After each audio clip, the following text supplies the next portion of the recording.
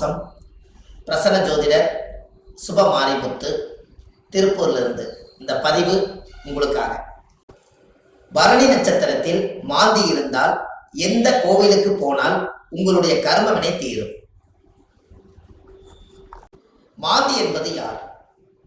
எல்லாத்தோட ஜாதகத்திலையும் பாருங்க, ஒரு சில ஜாதகத்துல மாந்தியே ஜாதக ராசி கட்டத்துல சில பேர் அதுல போட மாட்டாங்க. சில கம்ப்யூட்டர்லேயே சிலதெல்லாம் வராது. ஆனா மாந்தி பெரிய ஒரு அற்புதமான ஒரு மிராக்கலான விஷயத்தை காமிக்கும். ஏன் அப்படின்னா, சூரியனுடைய மகன் சனி பகவான், சனி பகவானுடைய மகன் மாந்தி. இந்த மாந்தி எதுக்கு அதிகமாக யூஸ் ஆகுதுன்னு கேட்டீங்கன்னா, இறப்பு தோஷத்துக்கு மாந்தி அதிகமா முன்னோர்கள் எடுத்துக்கிட்டாங்க.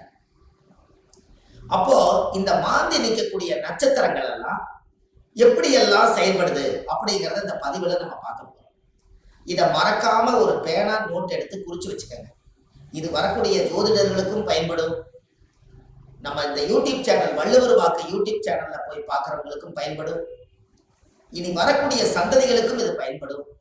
மாந்திக்கு இப்படி மிராக்கள் இருக்குதா அப்படிங்கிற ஒரு விஷயத்த இன்னைக்கு நம்ம அதை சொல்ல போறோம்.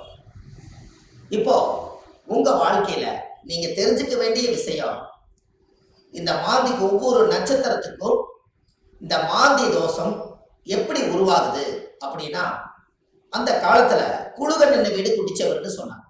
குழுகன் நின்ற வீடு குட்டிச்சவர் அப்படின்னா குழுகன் நின்ற வீடு குட்டிச்சவரா. அப்ப இந்த மாந்தி போய் எந்த ராசியில் இருக்குதோ, எந்த நட்சத்திரத்து மேல ஏறி உட்கார்ந்து இருக்குதோ, அந்த நட்சத்திரத்தினுடைய திசைகள் அவங்களுக்கு தோஷம் அடையுமா. அப்ப அந்த மாந்தி தோஷம் என்பது என்ன? இருப்பு சம்பந்தப்பட்டது. உங்களுக்கு ஒரு உதாரணத்துக்கு சொல்றேன். லக்னங்கிறதா உயிர், லக்னம் தான் உயிர். ஒரு மனிதனுக்கு ஒரு தாயுடைய கருவறையில இருந்து தொப்புள் கொடியை அறுக்கும் நேரம் எந்த லக்னத்துல அவங்க பிறந்திருக்காங்களோ, அந்த லக்னம் எந்த நட்சத்திரத்துல கரெக்டா நிக்குதோ, அந்த நட்சத்திரத்து மேல இந்த மாந்தியோட தீட்டு தோஷம் அதுல இருக்கு. இது உங்களுக்கு தெரியுமா? இதை நீங்க கண்டிப்பா தெரிஞ்சுக்கணும். அப்ப லக்னத்தினுடைய மாந்தி பிரேத சாபம், மாந்தி என்பது இறப்பு. அப்போ அவங்க முன்னோர்கள் அந்த காலத்துல என்ன பண்ணிருப்பாங்கன்னா, ஒரு லக்னத்துக்குள்ள லக்னம் ஒரு ராசி கட்டத்துக்குள்ள 3 நட்சத்திரம் இருக்கு. இந்த 3 நட்சத்திரத்துல இப்போ ஒரு உதாரணத்துக்கு அசுவனி, பரணி, கிருத்திகை 1ஆம் பாதம், இந்த 3 மேச ராசியில இருக்குது. ஒரு உதாரணம். அதுல அசுவதி நட்சத்திரத்துல மாந்தி இருந்தா என்ன பலன், பரணி நட்சத்திரத்துல மாந்தி இருந்தா என்ன பலன், கிருத்திகை நட்சத்திரத்துல மாந்தி இருந்தா என்ன பலன், இதைத்தான் இந்த பதிவுல உங்களுக்கு சொல்ல போறேன். இது உதாரணத்துக்காக. அப்போ ஒரு நட்சத்திரம் அந்த ஜாதகத்துல நம்மளுக்கு கிடைக்க வேண்டிய நட்சத்திரம். அப்ப எந்த நட்சத்திரத்துல மாந்தி உங்களுடைய ஜாதகத்துல இருக்குதோ, அந்த நட்சத்திரத்தினுடைய திசை உங்களுக்கு தெரியும். உதாரணமா அசுவதி நட்சத்திரமா இருந்தா அவங்க கேது திசையில தான் அவங்க செயல்படுவாங்க. அப்ப ஜாதகத்துல எனக்கு என்னங்க அசுவதி நட்சத்திரம் கேது திசை நடக்குது, எனக்கு கேது அசுவதி நட்சத்திரத்துக்கு கேது திசை நடத்துறாரு, எனக்கு ஒரு பலனுமே நடக்கலைங்க அப்படின்னு நீங்க சொல்லவே வேண்டாம். அந்த அசுவதி நட்சத்திரத்துக்கு அதிபதி கேது இந்த மாந்தியோட சாபம் வாங்கி இருக்கிறதுனால அந்த திசை நம்மளுக்கு வேலை செய்ய மாட்டேங்குது. அப்ப அதை நம்ம சரிப்படுத்தினா தானே அது நிவர்த்தியாகும். அப்ப அசுவதி நட்சத்திரத்துக்கு கேது, கேது என்பது பாட்டியில பாட்டின்னு வருது. அப்ப பாட்டிக்கு ஈமகாரிய செலவு செய்யாம விட்டுட்டால், அந்த முன்னோர்களுக்கு ஈமகாரியங்கள் செய்யாம விட்டுட்டா, இறந்த முன்னோர்களுக்கெல்லாம் மூதாதிகளுக்கெல்லாம் செய்யாம விட்டுட்டா, இந்த நட்சத்திர சாபம் அந்த குடும்பத்துக்குள்ள போய் அந்த திசைக்கு யோகத்தை கொடுக்கறது இல்லை. அப்ப கர்மாவிலேயே மாட்டிக்கிறீங்க. அப்புறம் எப்படி மேல வரும்? அப்ப இதெல்லாம் அந்த காலத்துல முன்னோர்கள் குளிகை நின்ற வீடு குடிச்சவர்னு எதுக்கு சொல்லி வச்சாங்கன்னா, ஒரு வீட்டுல ராசி கட்டத்துல குளிகை நின்ற வீடு குடிச்சவர் சொல்லி வைக்கல. அவங்க சொல்லி வச்சதே குளிகன் நின்ற நட்சத்திரம் அந்த வீடு குடிச்சவர்னு வச்சாங்க. அந்த நட்சத்திரத்தினுடைய திசைகள் யாருக்கு வந்தாலும் இந்த மாந்தியோட சாபம் அவங்கள துரத்திக்கிட்டே. ஒரு உதாரணம், லக்னத்து மேலேயே மாந்தி நிற்குது. ஒருத்தருக்கு லக்னத்து மேலேயே மாந்தி, லக்னம் நின்ற நட்சத்திரம் எதுவோ அதுவே மாந்தி. அந்த மாந்தி சாபம் இருந்தா அவங்க என்ன ஒரு அனாதிபாடி எடுத்து அடக்கம் பண்ணுனா அவங்களுக்கு அந்த மாந்தி சாபம் நிவர்த்தி ஆகுங்கிறது ஒரு நூல். ஏன் அப்படின்னா, அந்த லக்கணத்துக்குள்ள மாந்தி பிறக்கும் போது ஒரு தாயுடைய கருவறையில இருந்து மாந்தி என்பது நிலையா இருக்கிறது, ஒரு ராசியில ரொம்ப நாள் இருக்கிறது. லக்னம் என்பது 2 மணி நேரத்துக்கு ஒரு லக்னம் நகர்ந்து வெளியில வந்துடும். கரெக்டா அந்த பிரசவமாகி இந்த லக்னம் போய் கரெக்டா மாந்தியோட நட்சத்திரத்துல போய் கரெக்டா அந்த லக்னம் உட்கார்ந்துட்டால் இந்த லக்னம் வந்து தீட்டாய் போயிடும். இதுதான் அதனுடைய பரம ரகசியம். நம்ம அவங்களுக்கு பாருங்க, அந்த லக்னம் போய் நின்ற நட்சத்திரத்துல போய் அந்த தீட்டு விழுந்துருச்சுன்னா முகமெல்லாம் மாறிடும். முகம் அவங்களோட தேஜஸ் இருக்காது, ஒரு இருளன்ற மாதிரி இருப்பாங்க. என்னமோ ஒரு தோஷம் அவங்கள தாக்கிட்டே இருக்கும். ஒரு செயல்பாடு சிறப்பா இருக்காது. எந்த ஒரு காரியம் எடுத்தாலும் தடை, வீட்டு காரியம் எடுத்தாலும் தடை, தொழில போய் ஜெயிக்கலாம்னா தடை, திருமண வாழ்க்கையில நிம்மதியா இருக்கலாம்னா திருமணத்துல திருப்தி இல்லை, குழந்தை பாக்கியம் பெற்றுக்கலாம்னா குழந்தைக்கு ஏதாவது ஒரு உச்சங்கள், பூர்வீகத்துல போய் வாழலாம்னா பூர்வீகத்துல முன்னோருடைய சாபம். இப்படி வந்து இந்த மாந்தியுடைய நட்சத்திர தோஷங்கள் உங்களுக்கு அதிகமான முறையில இது கர்மாவா செயல்படுது.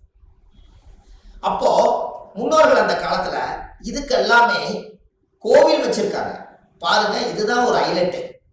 இந்த ரகசியத்தை சொல்லாம விட்டுட்டா கடைசி வரைக்கும் உங்களுக்கு தெரியாமலே போய் ஒவ்வொருத்தருடைய ஜாதகத்திலையுமே எந்தெந்த நட்சத்திரத்துல மாந்தி இருக்குதோ அதற்குரிய கோவில்ல போய் சுவாமிக்கு தேங்காய் பழம் பூமாலை கல்கண்டு வாங்கி அர்ச்சனை பண்ணி சாமி கும்பிட்டு வந்துட்டால் உங்களுடைய அந்த நட்சத்திரத்தினுடைய மாந்தி சாபம் அன்றோடு அது நிவர்த்தியாது. அப்ப இது ஒரு பெரிய அற்புதம் அல்லவா? இப்ப நீங்க தெரிஞ்சுக்கணும். அப்ப அந்த கோவிலுடைய வரலாறு எங்க இருக்குது, அந்த கோவிலை நம்ம எப்படி கண்டுபிடிக்கிறது, இந்த கோயிலுக்கு போறதுக்கு வழிமுறைகள் என்ன, இது எல்லாமே நீங்க தெரிஞ்சுக்கிட்டா மட்டும்தான் அந்த வாழ்க்கை உங்களுக்கு கரெக்டா செயல்படும்.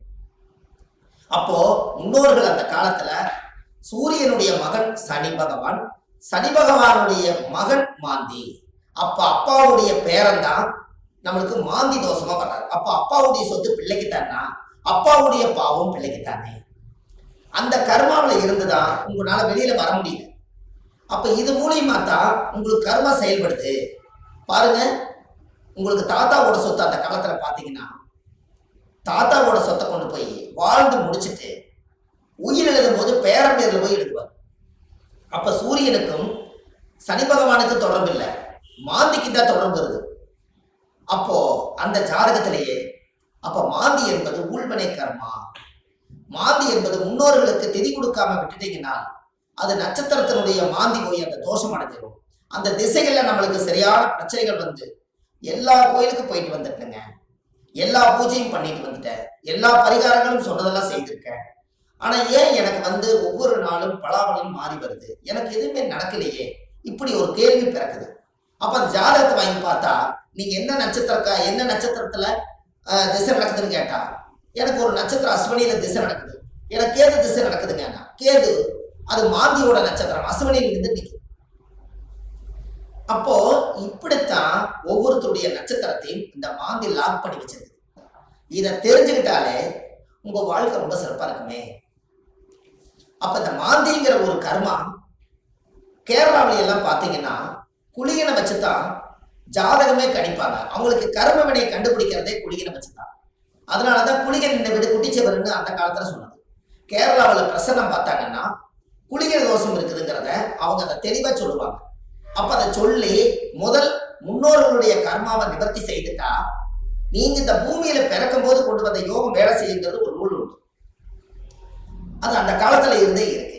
நாம நல்லா யோசிச்சு பாருங்க, நம்ம போன ஜென்மத்துல செய்த பாவங்கள் இந்த ஜென்மத்துல கிரக அமைப்போட இருந்து நான் ஏதாவது ஒரு கஷ்டமா தான் நம்ம என்ன சொல்றோம், போன ஜென்மத்துல நான் என்ன பாவம் செஞ்சேன்னு எனக்கு தெரியலீங்க, ஆனா இந்த ஜென்மத்துல நான் ரொம்ப கஷ்டப்பட்டு போயிட்டேன், ஒரு காலம் கெட்டால் நான் ஒரு காலம் நான் நல்லா இருக்கணும், நான் சம்பாதிச்சதுலயும் நிம்மதி இல்லை, வாழ்க்கையிலேயே எனக்கு நிம்மதி இல்லை, குழந்தை பெற்று பார்த்தா அது நிம்மதி இல்லை, கணவன் மனைவியோட வாழ்ந்து பார்த்தா அதுலேயே நிம்மதி இல்லை, எனக்கு இந்த ஜாதகத்துல ஏன் தான் நான் அந்த பிறப்பு வாங்கி வந்தேன்னு எனக்கும் தெரியல, அப்ப நான் எப்பதான் நான் நல்லா இருப்பேன் அப்படின்னு ஒரு கேள்வி பிறக்குது.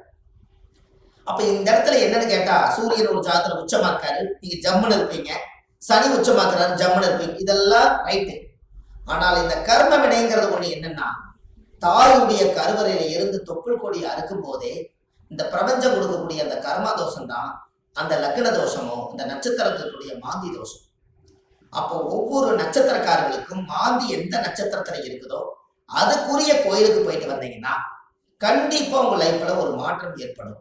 அதுக்கப்புறம் உங்களோட தொழில் விருத்தியாகும், குடும்ப விருத்தியாகும், மனை விருத்தியாகும், மாங்கல்ய விருத்தியாகும், ஆயுள் ஆரோக்கிய ஐஸ்வர்யம் விருத்தியாகும், புத்திர பாக்கியம் விருத்தியாகும், செய்யும் தொழிலில் லாபம் கிடைக்கும், மன நிம்மதி சந்தோஷம் உங்களுக்குள்ள இருக்கும், பட்ட கடன் அடைச்சிருவீங்க, தீராத துன்பத்திலிருந்து வெளியே வந்துடுவீங்க, வெளிநாட்டு பயணம் போக வேண்டிய தடைகளுக்கு போயிட்டு வந்துடுவீங்க, திருமணமே ஒரு வாழ்க்கை அமைஞ்சு எனக்கு சரியில்லை, மறுவாழ்வு தான் எனக்கு வேண்டி நினைச்சிட்டு இருக்கிறவங்களுக்கு மறுவாழ்வு, குடும்பத்துக்குள்ள தீராத நோய்கள், மருந்து இல்லாத நோய்க்கு மருந்து, எல்லாமே உங்களுக்கு கிடைக்கும். அதுக்கு நீங்க என்ன பண்ணணும், உங்க ஜாதகத்தை நீங்க நல்லா எடுங்க. ஜாதகத்தை எடுத்து உங்க ஜாதகத்துல மாந்தி சாரமாகாத கிரகம் சோரம் போய் விடுமா, மாந்தி எந்த நட்சத்திரத்துல இருக்குதோ அந்த நட்சத்திரம் எதுன்னு பாருங்க. அந்த நட்சத்திர கோயிலுக்கு கரெக்டா நீங்க போயிட்டு வாங்க. உங்களுக்கு அந்த மாந்தி நின்ற நட்சத்திர தோஷம் நிவர்த்தியானால் உங்களுக்கு நடக்கிற குடும்பத்துல எல்லாம் நல்லா. அப்போ இந்த ஜாதகத்துல இவ்வளவு பெரிய ரகசியத்தை நிவர்த்தி பண்ணலைன்னா அது முடக்கு மாதிரி அப்படியே முடங்கி போயிடும். இதனாலதான் அந்த ஜாதகத்துல அந்த காலத்திலேயே இந்த விஷயத்த சொல்லி வச்சாங்க. இது இன்னைக்கு தான் அது வெளியில வருது, இருந்தாலும் பரவாயில்ல. இதுக்கு மேலே அது வெளியில வரலைன்னா கடைசி வரைக்கும் இந்த ரகசியம் தெரியாமலே. இப்ப ஜாதகத்துல நீங்க கண்டிப்பா தெரிஞ்சுக்க வேண்டிய விஷயம் இருக்குதா இல்லையா? உங்க முன்னோர்களுடைய கர்மாவை தான் நீங்க சுமந்துட்டு இருக்கிறீங்க. அதை இறக்கி வச்சுட்டாலே உங்க ஜாதகத்துல இருக்கிற யோகம் கட்டாயம் வேலை செய்யும் அல்லவா? ஒவ்வொருத்தரும் மனசுக்குள்ள நம்ம எதோ சம்மந்தம் இல்லாத உள்ளத்துக்குள்ள எதையாவது ஒரு மனசுக்குள்ள போட்டு பரட்டிட்டே இருக்கிறோம். என்னைக்குத்தான் நம்ம இந்த மனசுல இருந்து ரிலீஸ் ஆயிடுவோம் அப்படிங்கிற உள்ளம் ஒவ்வொரு நாளும் துடிக்குது. அதுக்கு எங்க தப்பு நடக்குதுன்னு நமக்கு தெரியணும் அல்லவா? திசை அடிப்படையில பார்த்தா எனக்கு திசை நல்லா இருக்குதுன்னு சொல்றாங்க, ஆனா மனசு சரியில்லை. நட்சத்திர அடிப்படையில பார்த்தா எனக்கு இந்த நட்சத்திரம், ஆனா இந்த வரைக்கும் நான் நல்லா வாழல. லக்னம் நல்ல லக்னத்துல தான் பிறந்திருக்குன்னு சொல்றாங்க, ஆனா லக்ன பிறப்புல நான் நல்லா வாழல. 9 கிரகங்களும் சரியான இடத்துல அமைஞ்சிருக்குதுன்னு சொல்லியிருக்காங்க, ஆனா இது வரைக்கும் எனக்கு 9 கிரகத்தினுடைய சூட்சமத்தினால நான் திருப்தி அடையல. அப்ப நானே கையூனி கரணம் பாஞ்சு வாழ்க்கையில வெளியே சொல்லாம ஒரு கௌரவத்துக்காக வாழ்ந்துட்டு இருக்கிறேன். நான் என்னைக்குத்தான் உண்மையா வாழுவேன்? இப்படிங்கிற கேள்வி ஜோதிடம் பார்க்க ஒவ்வொருத்தர்களுடைய உள்ளத்திலே துடிக்குது. அப்ப இந்த வாழ்க்கைக்கெல்லாம் மாந்தி தான் பிரதான தோஷம், அதுதான் ஊழ்வினை தோஷம், அதுதான் கர்மவினை தோஷம். முடக்கு தோஷத்துக்கு அப்பாற்பட்டு 100 விதமான தோஷத்துக்கு ஒரே தோஷம் மாந்தி தோஷம். இந்த இறப்புக்கு மட்டும் ஒரு பெரிய தோஷம் என்னன்னா மாந்தி தான் இறப்பு. உங்களுக்கு ஒண்ணு தெரியுமா? குளிகை காலத்துல சொல்லுவாங்க, ஒரு குளிகை காலத்துல ஒரு விஷயத்தை செஞ்சா திரும்ப திரும்ப செஞ்சுக்கிட்டே இருப்பாங்க. அப்ப நல்லது செஞ்சாலும் திரும்ப திரும்ப வரும், கெடுதல் செஞ்சாலும் திரும்ப திரும்ப வருமா? அப்ப குளிகை நேரத்துலதான் எதை செய்யணும்னு அந்த காலத்துல முன்னோர்கள் அதை யோசிச்சு வச்சிருக்காங்கல்ல. இதெல்லாம் தான் உலகத்துல இருக்கு. நீங்க போங்க, வள்ளுவர் வாக்குன்னு யூடியூப் சேனல்ல போனீங்கன்னா இது போல ஆயிரக்கணக்கான பரிகாரத்தை நிறைய கொடுத்துருக்கேன். கண்டிப்பா இதெல்லாம் நீங்க தெரிஞ்சுக்கணும். ஏன்னா அந்த மாந்தியோட சாபத்தை தீர்த்துட்டாலே உங்க வாழ்க்கையில ஒரு அஸ்வமேத யாகம் நடத்துறதுக்கு சமம் கொடுக்கும். எப்படி ஒரு பிரமாதமான ஒரு பிறப்புன்னு பாருங்க. அப்ப இந்த கண்டிப்பா உங்களுக்கு இதுக்கு ஒரு தீர்வு வேணும் அல்லவா? அதுக்கு நீங்க முதல் இந்த கோவிலை கண்டுபிடிக்கிறதுக்கு முன்னாடி முதல் நீங்க வீடு வாசல்லாம் வலிச்சு சுத்தப்படுத்திட்டு, இந்த மாந்திக்கு ஏதாவது ஒரு அனாதையா இறந்து போயிருந்தாலும் இல்ல ஒரு இறப்புக்கு நீங்க போனாலும், எங்களோட வாழ்க்கையில மாந்தி தோஷம் பிரேத தோஷம். யாருடைய நட்சத்திரத்துல மாந்தி இருக்கு அந்த நட்சத்திரத்துக்கு பிரேத தோஷம். அதனால இறந்தவங்களுக்கு ஏதாவது ஒரு ரோஜாப்பூ மாலை வாங்கி கொண்டு போய் மாலை போட்டுவாங்க. அப்படி இல்லைன்னா ஒரு வில்வ மாலை வாங்கி கொண்டு போய் போட்டுவாங்க. அதை போட்டுட்டு வீட்டுல மஞ்சள் தண்ணி கல்லுப்பு போட்டு வீடு வாசல்லாம் வலிச்சு நீங்க சுத்தப்படுத்தி உங்க குலதெய்வ கோயில போய் 11 ரூபாய் காணிக்க, வெத்தலைப்பாக்கு, எலுமிச்சம்பழம் இதை கொண்டு போய் சாமியோட பாதத்துல வச்சு கும்பிட்டுட்டு இந்த மாந்திக்கு உண்டான கோவிலுக்கு நீங்க போயிட்டு வரணும். பரணி நட்சத்திரத்தில் மாந்தி இருப்பவர்களுக்கு திருச்சி மாவட்டத்தில் உறையூர் சிவனுடைய ஆலயத்தில் போய் முறையாக வழிபட்டு வந்தால் உங்களுடைய பரணி நட்சத்திரத்தில் இருக்கக்கூடிய மாந்தி தோஷம் அன்றோடு நிவர்த்தியாகும். அப்ப அந்த கோவிலுக்கு நீங்க போறதுக்கு முன்னாடி இந்த வீடு வாசல்லாம் வலிச்சு நீங்க சுத்தப்படுத்தி, குழந்தை பிறந்த வீடு, வயசுக்கு வந்த வீடு, இறந்த வீடு, இந்த வீட்டுகளுக்கெல்லாம் நீங்க போகாம இந்த பிரேதத்துக்கு நீங்க மாலை போட்டுட்டு 3வது நாள்ல இருந்து ஒரு 3 நாளைக்காவது வீடு வாசல்லாம் வலிச்சு சுத்தப்படுத்தி நான்வெஜ் எதுவுமே யூஸ் பண்ணாம நீங்க பரிசுத்தமா நீங்க இருக்கணும். இருந்துதான் நீங்க அந்த கர்மவினை தீர்க்கக்கூடிய கோயிலுக்கு நீங்க போயிட்டு வர முடியும். நல்லா புரிஞ்சுக்கங்க.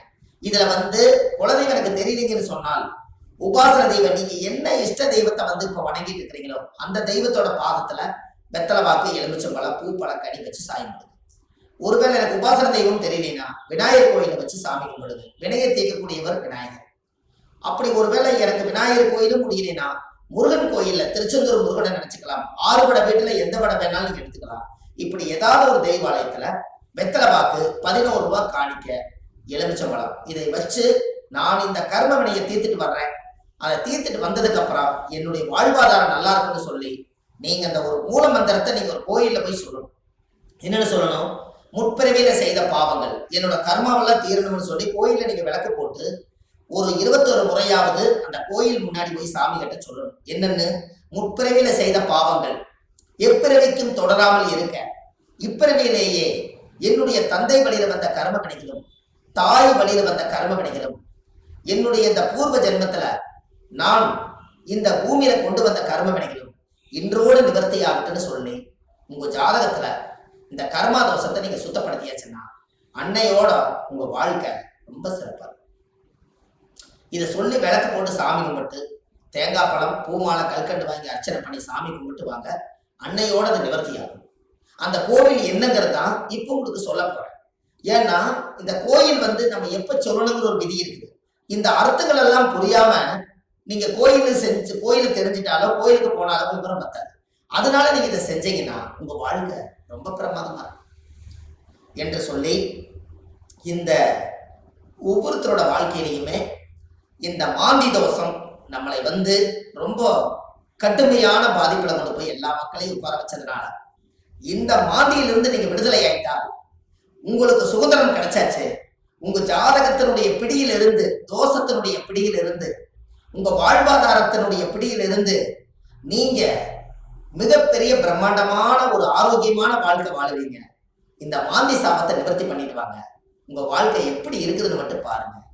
வள்ளுவர் வாக்குன்னு யூடியூப் சேனல்ல போயிட்டு இருக்குது. ஆன்லைன்லயே நம்ம ஜாதகம் பார்க்கறோம். Date of birth, time, place நீங்க கொடுத்தா போதும், ஜாதகத்தை கணிச்சு போன்லயே உங்களுக்கு சொல்லிடுறோம். இதுல உங்க ஜாதகத்துல கீழே போயிட்டு இருக்கிற நம்பருக்கு நீங்க ஒரு முன்பதிவு செய்து வச்சுக்கோங்க. இந்த மாதிரி 1000 பரிகாரங்கள் உங்களுக்கு எளிமையா கொடுத்துருக்கறனால இதை நீங்க ஒரு சப்ஸ்கிரைப் பண்ணுங்க. டெய்லி போடக்கூடிய வீடியோ உங்களுக்கு வந்துடும். அப்ப இந்த ஒரு சூட்சமத்தை இன்னைக்கு இந்த மாந்தி தோஷத்தை நிவர்த்தி பண்றதுக்கு கட்டாயம் உங்களோட வாழ்க்கையில ஒரு மிகப்பெரிய ஒரு மாற்றத்தை நீங்க ஏற்படுத்த போகுது. அப்ப என்னென்ன நட்சத்திரத்துல மாந்தி இருந்தால் இந்த கர்மதோஷம் நீங்கிறத 27 நட்சத்திரத்துக்காரர்களுக்கும் இந்த வீடியோவை நான் உங்களுக்கு பதிவா கொடுக்குறேன். ஒவ்வொரு நட்சத்திரக்கார 27 நட்சத்திரத்துல யாராரு இந்த உலகத்துல எந்தெந்த நட்சத்திரத்துல நீங்க பிறந்திருக்கீங்களோ அந்தந்த நட்சத்திரத்துல போய் அதுக்குரிய கோயிலுக்கு போய் வழிபாடு பண்ணிட்டு வாங்க. கண்டிப்பா உங்க வாழ்க்கை நல்லா இருக்கும். அதுக்காக இந்த பதிவை கொடுக்குறேன். பாரம்பரிய திருவள்ளுவர் குல வம்சம், பிரசன்ன ஜோதிடர் சுப மாரிமுத்து, திருப்பூர்ல இருந்து. நன்றி, வணக்கம்.